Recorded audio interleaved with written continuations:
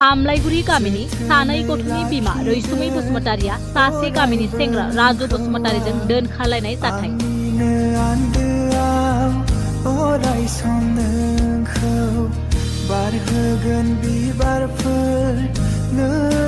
चिरां जिल्लानि आमलाइगुरि गामिनि फेरेस बसुमतारिनि अनजालि बिसिया मैया बेलासि समाव नख'राव रावबो गैयै खाबुखौ लानानै गावनि गोरबोनि अनथाव बाथाव सानै उन्दै गथ'फोरखौ गारनानै गामिनिनो सासे राजु बसुमतारि मुंनि सेंग्राजों मोजां मोनलायनानै बहाबा खारखुमानानै दं।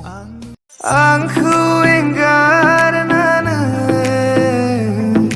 सोरखौबा नों जिउनि लोगोरि गनायोब्ला सक्ति थैनाय बादि थैहैगोना नोंनि जुलिनि मन्दबावनो खामलिना।